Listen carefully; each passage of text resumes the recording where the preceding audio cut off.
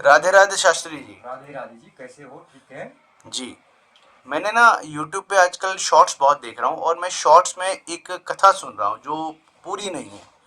बहुत सी शॉर्ट्स आ रही हैं जिसमें मेरे को जी सुनने को मिलता है कि सुदामा जी ने जी कृष्ण के हिस्से के चने खा लिए थे। जी उनकी ऊपर कुछ कहानी है पर वो यूट्यूब शॉर्ट्स में प्रॉपर पूरी नहीं मिल पा रही है, जी तो कृपया आप मुझे बताइए। जी। तो आपका बड़ा बड़ा बहुत बहुत स्वागत। भाग्यो उदयेन बहुजन्म समर्जितेन सतसंग मम च लभेत पुरुषो यदावे। देखो जी, आपने ये बड़ा सुंदर प्रश्न किया है। जब हमारे कई जन्मों के भाग्य उदय होते हैं तो तब हम इन चीज़ों की ओर जाते हैं, सत्संग की ओर जाते हैं, सनातन की ओर जाते हैं, धर्म की ओर जाते हैं, ज्ञान की ओर जाते हैं। बहुत सुंदर प्रश्न है आपका। आइए हम इसको आपका थोड़ा सा सूक्ष्म बता देते हैं कि सुदामा जी ने चने क्यों खाए। क्योंकि कथा है, श्रीमद् भागवत में कथा आती है। एक बार जब भृगु जी गुरुकुल में आए, और गुरुकुल में जब आए तो उन्होंने गुरु माता से प्रश्न किया। हाँ स्टार्ट। जी, अब भृगु जी, अब बात बात आती है कि भृगु जी कौन थे। भृगु जी एक बड़े महातपस्वी थे। वो सबसे ऋषियों में सबसे श्रेष्ठ थे और क्रोधी भी थे, बड़े क्रोधी भी थे। वो इतने क्रोधी थे कि एक बार उन्होंने भगवान शंकर को भी, ब्रह्मा को भी और विष्णु की छाती में लात मार दी। इतने बड़े क्रोधी थे।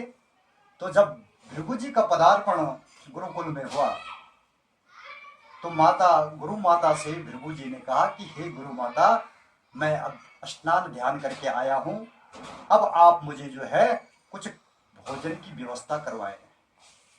तो गुरुकुल में उस कुछ समय ऐसा आता है, हमारे जीवन में भी आया आता है, सबके ही जीवन में आता है कि उस समय वहाँ पे भोजन के लिए कुछ वो पदार्थ, राशन उपलब्ध नहीं थी। तो गुरु माता ने कहा कि भृगु जी, हमें आज क्षमा कीजिए, हमारे घर में आज यथावत राशन नहीं है। अभी हमारे विद्यार्थी भिक्षा के लिए नहीं गए, अब जब भिक्षा लेके आएंगे तो आपको भोजन कराएंगे। परंतु भृगु जी तो महाज्ञानी थे और उन्होंने जो गुरु माता ने क्या किया था कि कृष्ण और सुदामा जी के लिए चने की पोटली रखी हुई थी। जब भृगु जी ने ध्यान लगाया तो ध्यान में भृगु जी ने उस चने की पोटली को देख लिया और भृगु जी ने कहा कि जो इस श्राप दे दिया उस चने को, कि जो इस चने को खाएगा वो जो है दरिद्र हो जाएगा, गरीब हो जाएगा। और ऐसा कह के जो है, ऐसा श्राप दे के जो है भृगु जी वहां से चल दिए। आगे गुरु माता ने कृष्ण और सुदामा जी को वन में लकड़ी बीनने के लिए भेजा। समय ऐसा आया कि जंगल में बड़ी बारिश हुई। बारिश के कारण उनको दोनों को लकड़ी भी नहीं मिली, क्योंकि भगवान एक छोटे नहीं है, वो लीलाधर है। वो हमको दिखते हैं वो छोटे, वो लीलाधर है, वो लीला कर रहे हैं कि हमने क्या लीला करनी है। अब वो जंगल में चले गए, बारिश रुकी नहीं, बाढ़ आने लग गई। तो दोनों के दोनों अलग अलग पेड़ में चढ़ गए और गुरु माता ने कहा था कि तुम इस चने को दोनों खा लेना।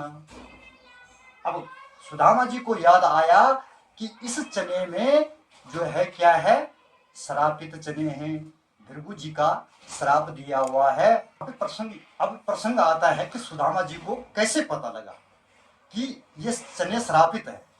तो सुदामा जी जिस समय भृगु जी ने उनको चनों के ऊपर श्राप दिया था, चनों को श्रापित किया था, तो वहां पे सुदामा जी खड़े थे और सुदामा जी ने जंगल में वो बात याद आ गई कि मैं अपने मित्र को, परम मित्र को, अपने परमात्मा को कैसे दरिद्र होते हुए देख सकूं।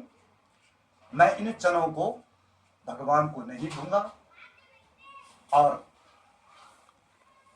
स्वयं उन जनों को खा लिया और भगवान को दरिद्रता से बचा लिया, और वो दरिद्रता, वो श्राप सारा अपने ऊपर लिया। और इस श्राप के कारण भगवान की अनुग्रह कृपा सुदामा के ऊपर रही, और हमेशा जो है सुदामा भगवान का गुणगान और संध्या वंदन ध्यान करते रहते हैं। धन्यवाद शास्त्री जी, बहुत अच्छा आपने समझाया। मैं शॉर्ट्स में ज़रूर देखता था ये छोटी छोटी रीलें, पर मेरे को पता ही नहीं था। आपने आज बड़ी अच्छी तरह समझाया। धन्यवाद, धन्यवाद। हर हर महादेव। हर हर महादेव।